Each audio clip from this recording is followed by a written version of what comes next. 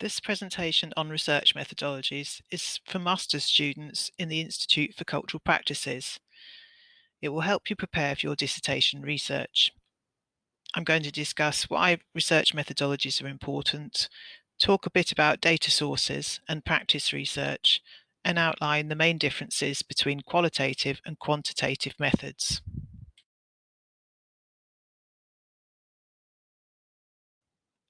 So, what is a research methodology?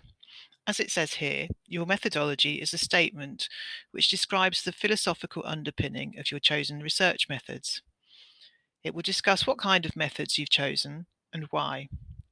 So, methodologies are distinct from research methods, as these are what you will actually carry out in order to complete your investigation.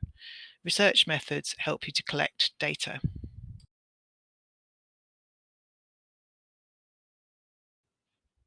Why is it important to set out your methodology in your dissertation? The answer to this question is that by doing so, you'll let others know why you want to do your research in a particular way. This will help build the authority and legitimacy of your primary research as you set out the theoretical framework that's informing it, the methods and techniques that you're using, and how these sit within a particular disciplinary field. For example, there are methods that have been conventionally used by previous researchers in museum studies, arts management, and heritage studies, and your methodology will show that you're aware of these. Or you could also be showing how you're exploring the benefits of bringing new experimental methods to these topics. So it's part of your research rationale, which makes the case for why your research is both original and significant. And this is important for ethical reasons. Primary research needs to have a clear reason for being carried out and should demonstrate it will do so with integrity in order to justify taking up resources, for example, other people's time when you're interviewing them.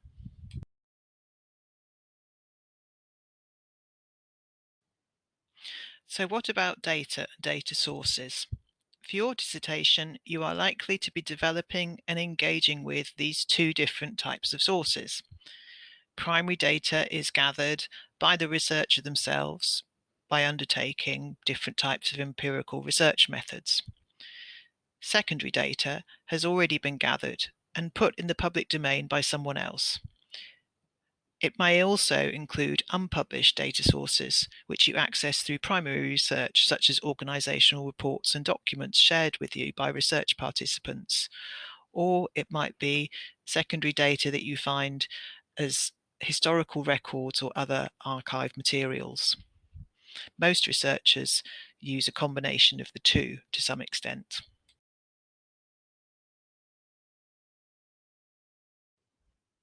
So what if you want to use practice as part of your methodology or as the whole of your methodology? In the ICP for your MA dissertation, you have the option of undertaking practice-based or practice-led research. So practice-based research means that there's an original investigation undertaken which gathers new knowledge partly by the means of practice and the outcomes of that practice. The claims for an original contribution to knowledge may be demonstrated through creative outcomes in forms of different designs, exhibition designs, music, digital media, performances, and so on. And whilst the significance and context of the claims are described often in words through your dissertation writing within the thesis, the argument for using practice-based research is that a full understanding can only be obtained with direct reference to the outcomes of that practice. The second form of practice research is practice-led research, and this is concerned with the nature of practice and leads to new knowledge that has operational significance for that practice.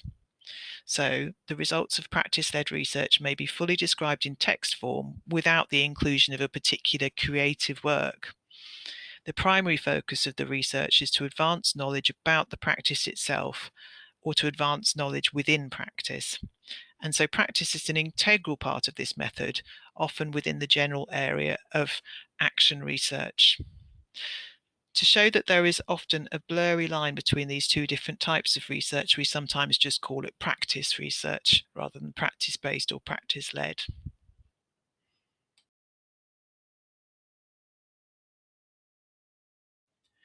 Perhaps the most important distinction made between types of methods and data is the one made between qualitative and quantitative approaches. You're probably already familiar with these terms, but may not be 100% sure about which approach will work best for your research. So the example research questions here might help to illustrate what the key differences are and help you to choose. So the first question we have here is, why do people choose to visit art fairs? The second one is, are museums that's a mistake there, are museums attracting diverse audiences?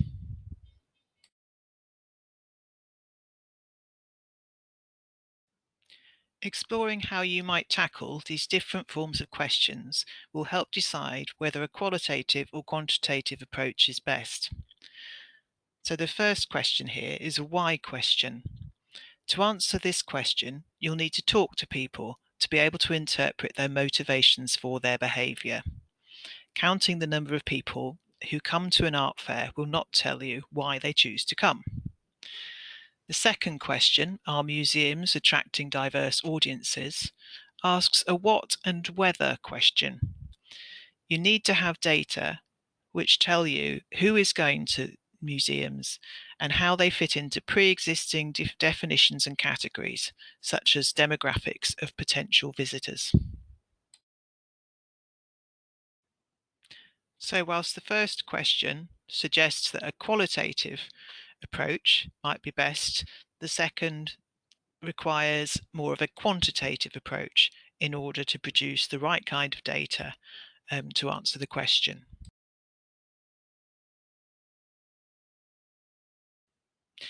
Here are some of the distinct characteristics of qualitative and quantitative research methods.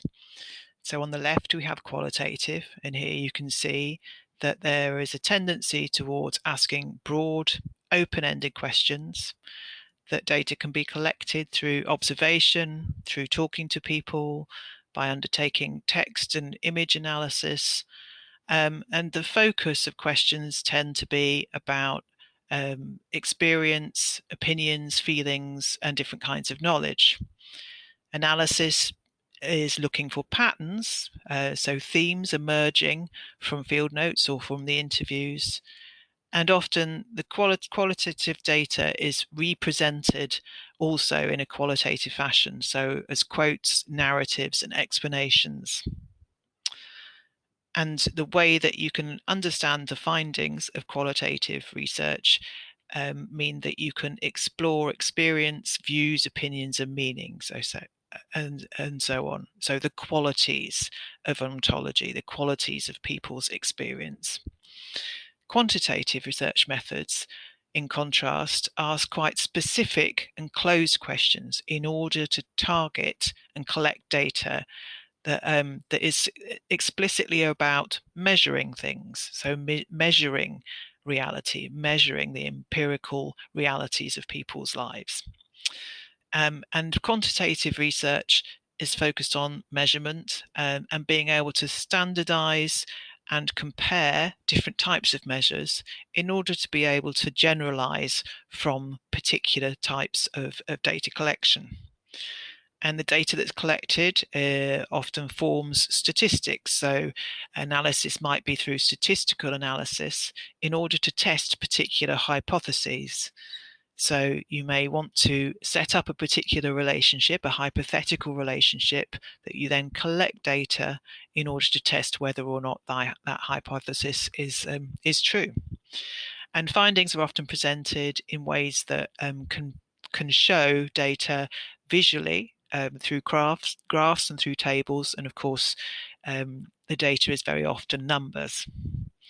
And so in this case, for quantitative research, we are looking for results that we can generalize and that we can summarize ontology and ontological experiences, and we compare them with different types of experiences. So we're looking more for quantities that we can of data that we can do that with.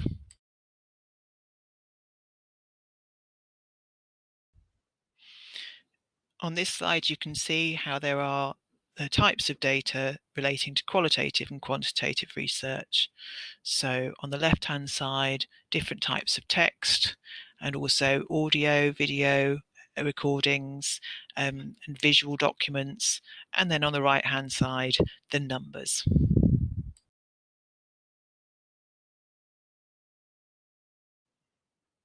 So what kind of approach should you take? Well, this depends on your theoretical and philosophical approach, how it fits with the conventions, and with other studies that you've come across, that look at this particular area. It depends on the particular topic you're interested in. It depends on your abilities, and it would also, of course, it depends on the types of questions that you're asking. Whether you're asking questions that are exploring the particular kinds of meanings and experiences and opinions, or whether you're trying to uh, find a measurable um, way of looking at some kinds of experience and comparing them and generalizing them. So if you want to find out about particular social trends or look at the effect of particular policies, you may want to take quantitative data and use quantitative research methods to be able to explore more broader instances of something in society. If you want to kind of record people's different views on an issue, then you're more likely to choose qualitative. But whatever methods you choose, you must choose methods that help you to answer your research questions.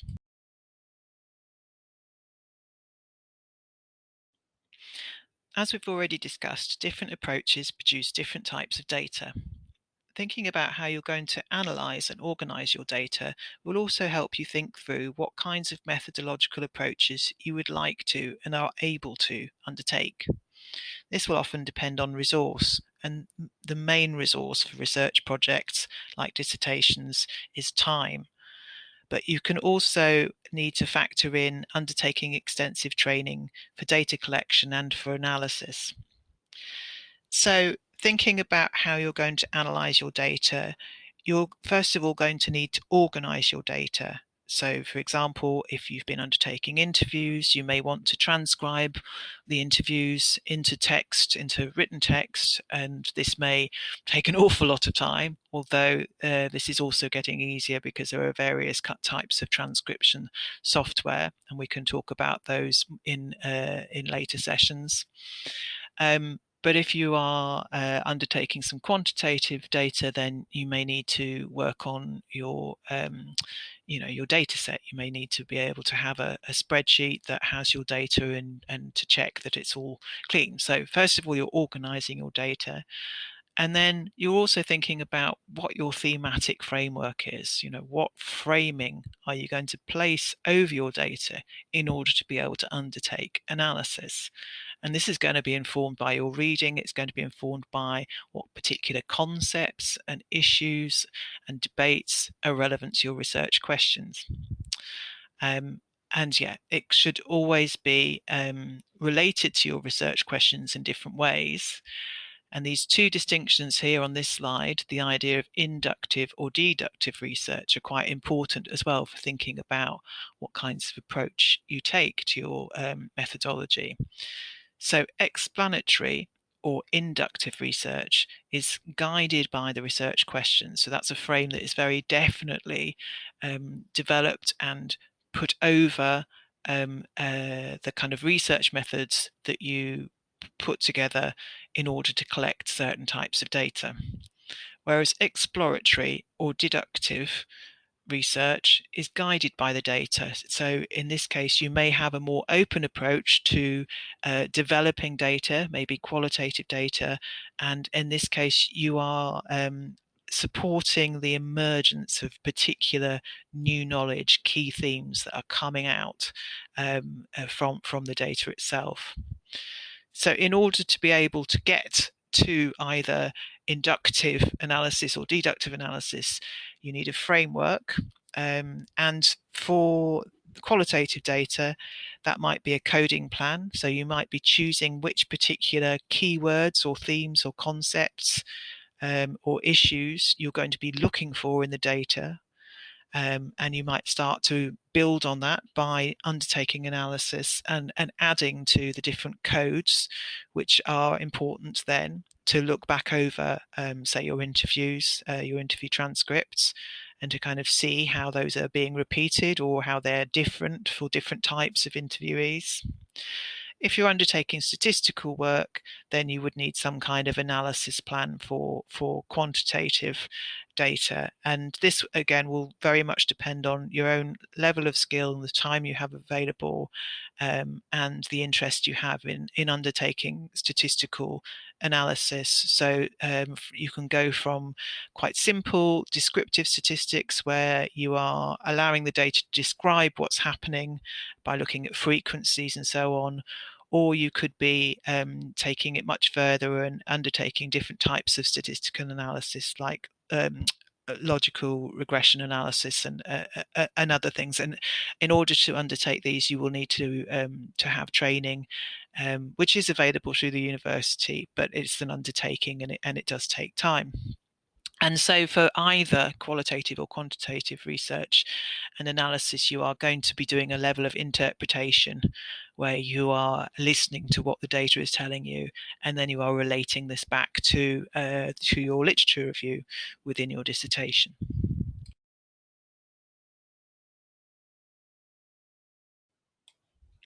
So why do we need data? You could ask this question in a different way. You could ask, why do I need to undertake primary research? Wolleman demonstrates the reasons why new data are needed in research through these key terms.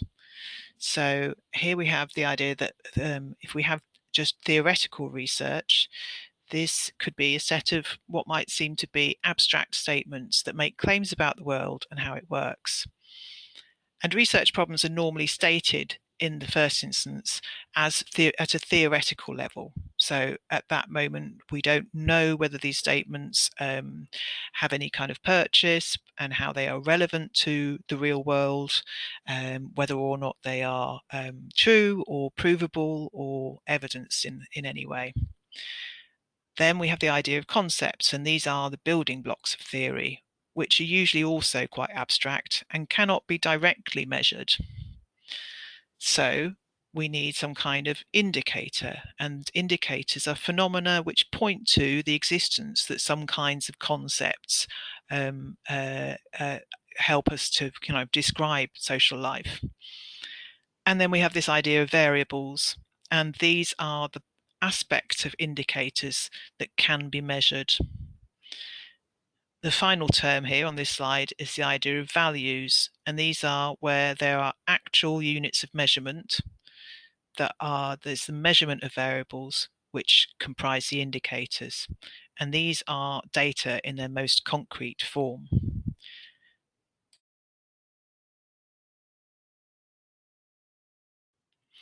Here is an illustrative example which shows how these different terms are linked and reveal how data are required in order to test and build new theory. So why do we need data? We collect data in order to test and construct theory.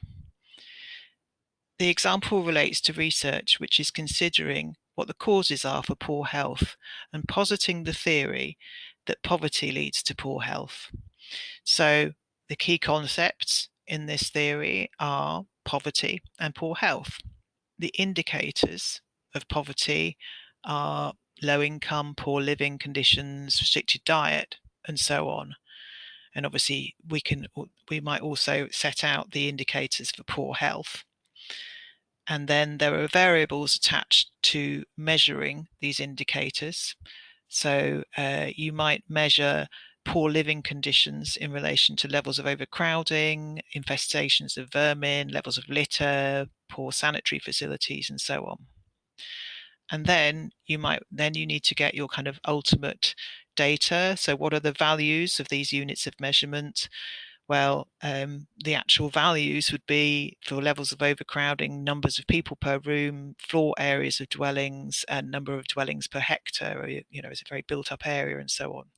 So you can see that moving through these different terms gives us ways of understanding how particular data will be able to help you to test or to add to and construct different theories by relating them to key concepts, by finding out what might be the indicators of these concepts, and by measuring the different variables. The values I've just described in relation to this example are primarily quantitative data, numbers, and so on. However, this can equally be considered in the case of qualitative research, where there may be different kinds of qualitative values that are attached to certain sorts of variables that indicate the existence or otherwise of different kinds of concepts.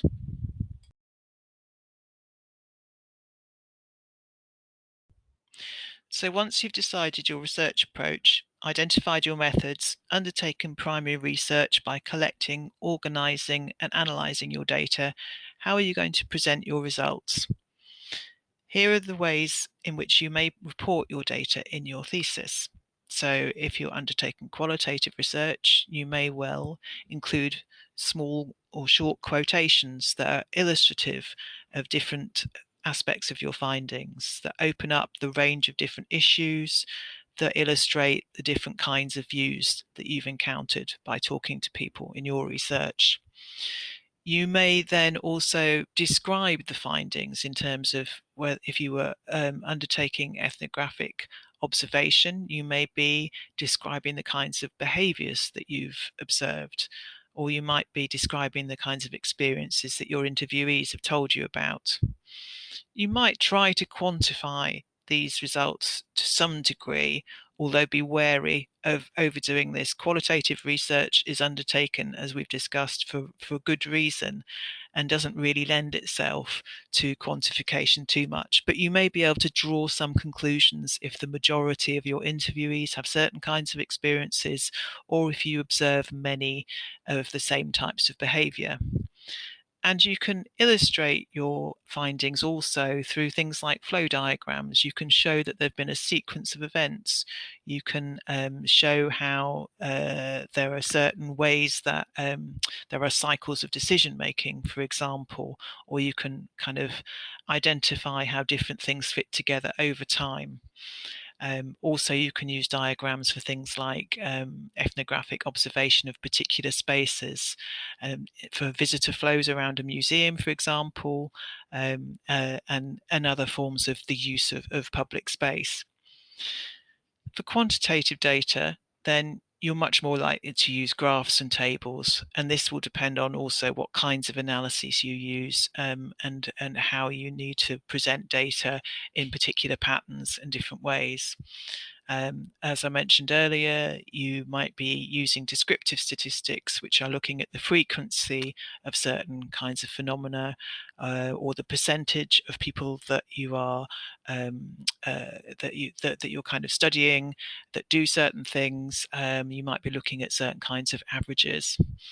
And then there are other more complex types of quantitative analysis that, again, are likely to be presented in the form of graphs and tables, but also might have other kinds of diagrams attached, like cluster diagrams.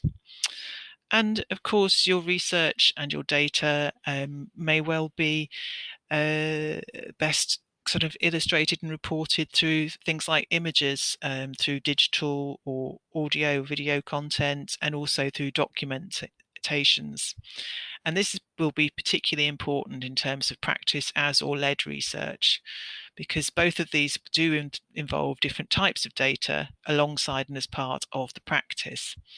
And the format and the ways in which you articulate and document your practice and reflect on it from within and as part of the research is likely to vary from case to case.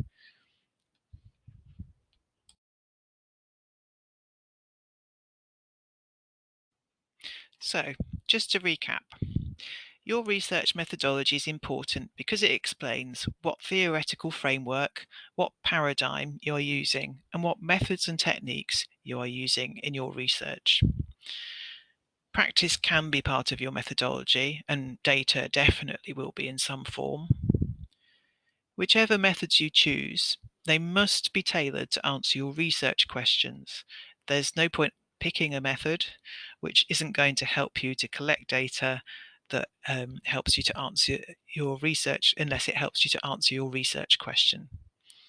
So the questions and the question designs are extremely important and must be the thing that frames the rest of your choices. Some questions to keep in mind when thinking about your research methodology in preparing your research outlines. So, number one, does the data required to answer your question already exist? Or will you have to generate your own data? Don't forget there are huge amounts of secondary sources in the areas that you're studying.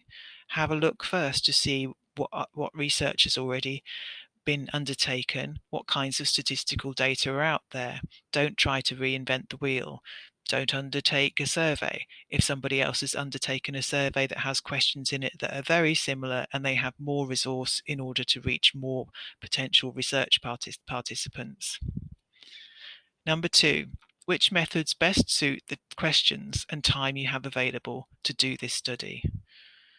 So don't bite off more than you can chew. Think about the kinds of time that you will need to take in order to organize your data, to get transcripts ready, in order to recruit interviewees, in order to undertake observations, in order to pull together online workshops or whichever methods you choose.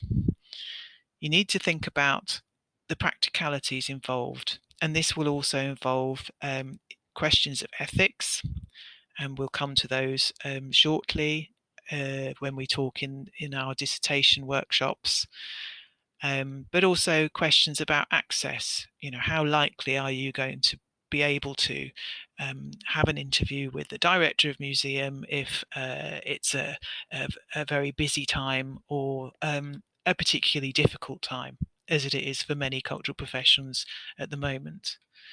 And what theoretical and analytical frameworks will you be using to analyze your data? Again, this is absolutely key, and these must hang from your research questions and from your reading. So thinking about what frames you're putting over your data are going to help you to think about what kinds of methods you choose in order to answer your research questions.